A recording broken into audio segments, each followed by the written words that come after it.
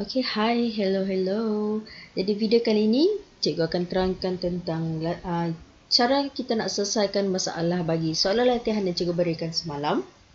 Okay, jadi untuk soalan bagi subtopik 7.3 sistem koordinat chartes yang melibatkan penyelesaian masalah. Okay, kalau kamu dah tonton video YouTube yang cikgu bagikan semalam, okay, dia ada bagi tahu pada awal video, okay, yang mana kita akan menggunakan dua rumus bagi menjawab soalan ini, iaitu rumus yang pertama adalah rumus jarak. Okay, kita ada jarak yang mana X2 tolak X1, punca kuasa X2 tolak X1 dalam kurungan kuasa 2 ditambahkan dengan Y1 tambah Y2 punca kuasa 2. Dan kemudian kita ada rumus titik tengah. Okay. X1 tambah X2 bahagi 2 dan Y1 tambah Y2 bahagi 2. Okay, dua rumus ini sangat penting. Yang mana kalau kita tengok soalan 1, okay, cara kita nak tentukan kita nak guna jarak ataupun titik tengah. Okay, kita lihat satu-satu soalan lah. Setiap soalan akan bagikan key point dia. Dia akan bagi hint. Okay, kalau kita lihat kepada soalan 1, rajah berikut menunjukkan garis lurus A, B, C, D, yang mana B dan C masing-masing ialah titik tengah bagi garis AC dan AD. Okay, makanya kita tahu AC adalah titik tengah bagi AD, kemudian B adalah titik tengah bagi AAC. Cari koordinat bagi titik B dan C. Ada segelintir daripada kamu, yang mana dia untuk dia jawab soalan 1 ni, dia pergi lukis satah chartes yang baru dan letakkan titik A, B, C, D. Begini.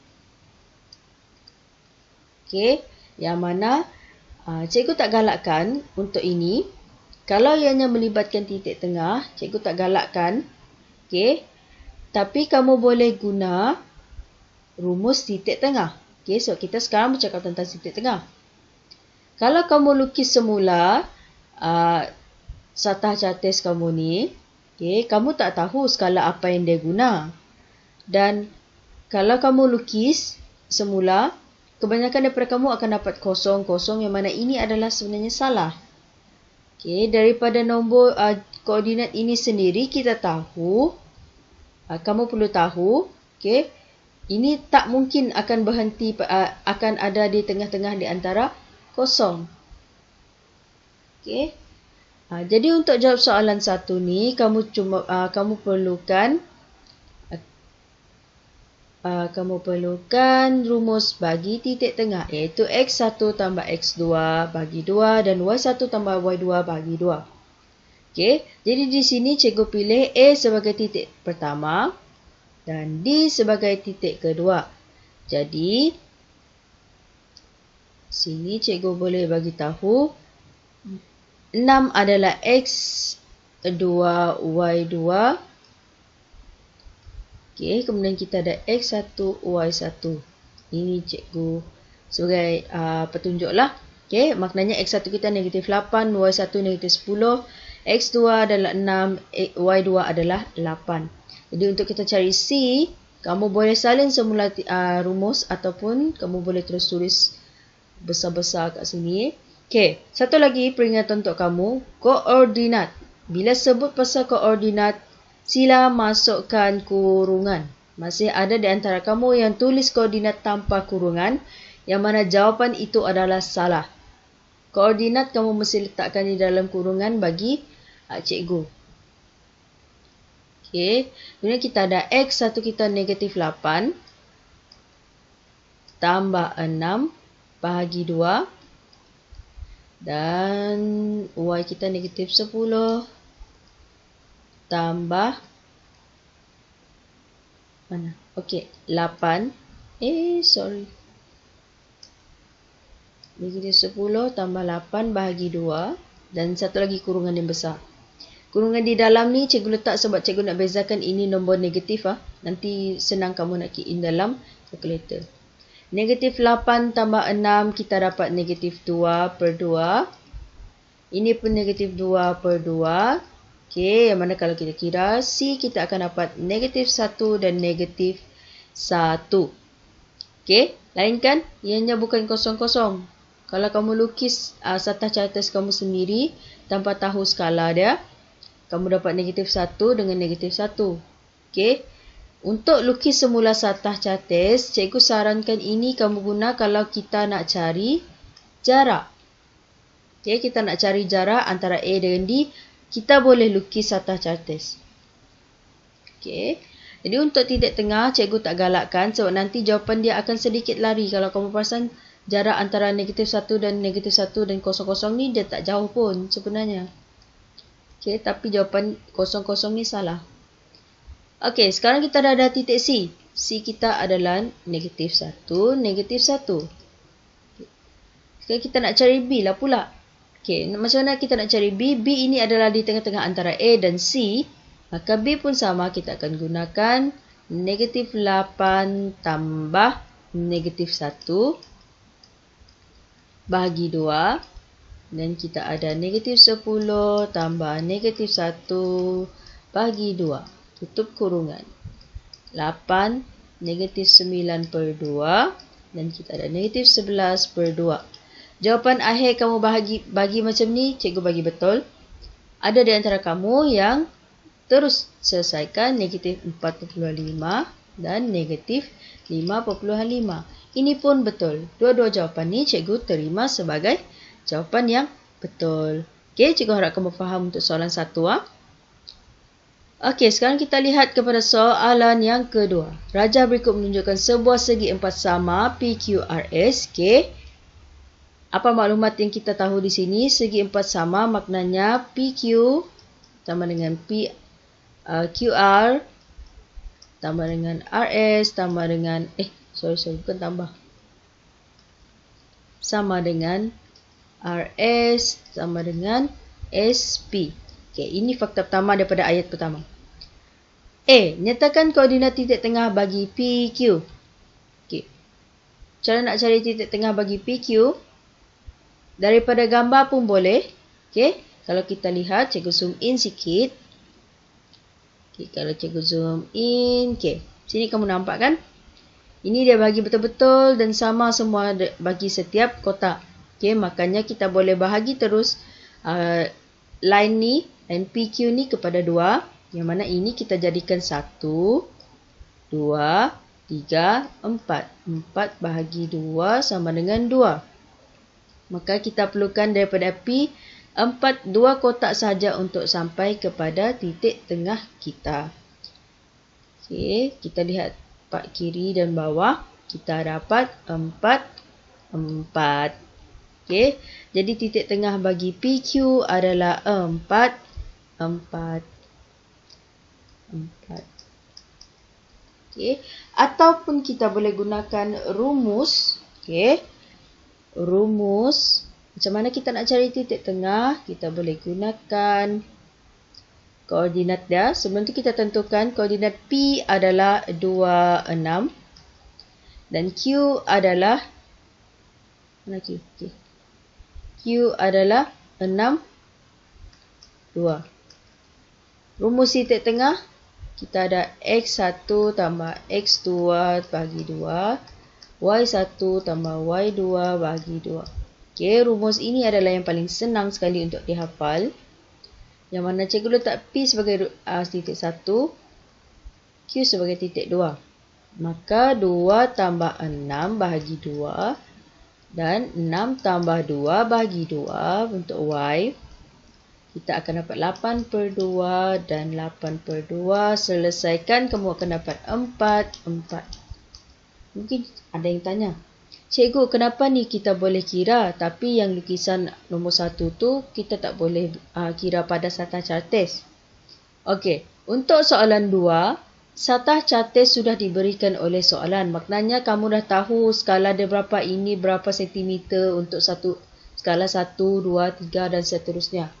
Jadi, semua apa yang diberi oleh soalan ni, inilah yang kamu boleh gunakan untuk menjawab soalan. Okey, risiko untuk kamu mendapat jawapan yang salah tu kurang.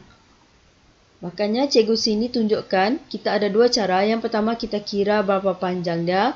Ini kalau dia punya panjang ni sama besar.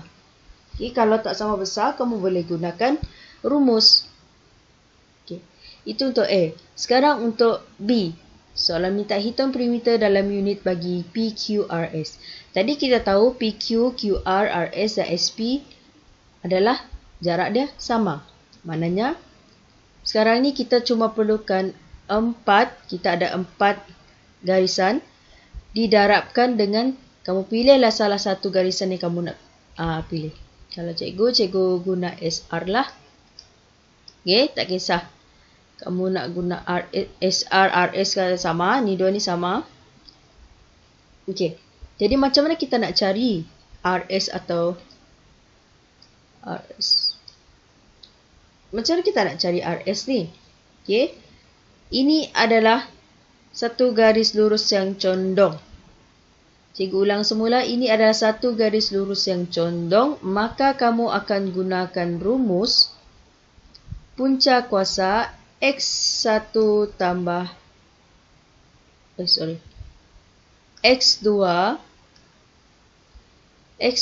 tolak X1 kuasa 2 tambah Y2 tolak Y1 kuasa 2. Ini dalam punca kuasa yang besar. Okey. Kita nak cari RS atau SR. Okey. Jadi titik S adalah negatif 2, 2. Titik R adalah negatif 2 dan 2 juga. Jadi macam mana ya? Okey. Titik R adalah 2, negatif 2. Okey. Okey, sekarang kamu dah ada koordinat bagi S dan R. Jadi, titik pertama kita sini adalah S. Okey, cikgu suka gunakan yang atas ni titik 1. Ini titik yang kedua. Makanya, kita tahu X2 kita adalah 2. Tolak X1 kita negatif 2 juga. Okey, kita ada kurungan yang besar. Jangan malu nak letak kurungan lah. Okey, Y kita adalah negatif 2 tambah 2 kuasa 2. Selesaikan di sini, kita dapat punca kuasa 4 kuasa 2. Okey, tolak dengan negatif kita jadi tambah, jadi 2 tambah 2. Negatif 2 tambah 2. Negatif 2 tolak 2. Okay. Ini adalah negatif 2 tolak 2. Okey, kita akan dapat negatif 4 kuasa 2 dalam punca kuasa. Punca kuasa 16 tambah 16. Punca kuasa 32. Nak selesaikan terus boleh, tapi kita kan belum habis. Jadi untuk elakkan jawapan dia lari jauh sangat, okay, kita gunakan ini punca kuasa 32 sebagai nilai bagi SR ataupun RS. Maka jawapan akhirnya di sini, okay, perimeter PQRS. Okay, perimeter untuk PQRS adalah 4 kali RS atau SR. Punca kuasa 32. Maka jawapan akhir kamu nanti, kamu akan tulis, kita ambil 2 titik tempat perpuluhan, iaitu 22.64 unit. Okay. Ada yang dapat 22.56 unit. Itu boleh dikira, ada ambil kira. Mungkin sebab masa tu kamu dah selesaikan ini, kamu jadikan punca kuasa 32 adalah, kita kira. Punca kuasa 32 sama dengan 5.66. Okey, kalau kamu ambil 5.66, kamu punya jawapan kamu akan dapat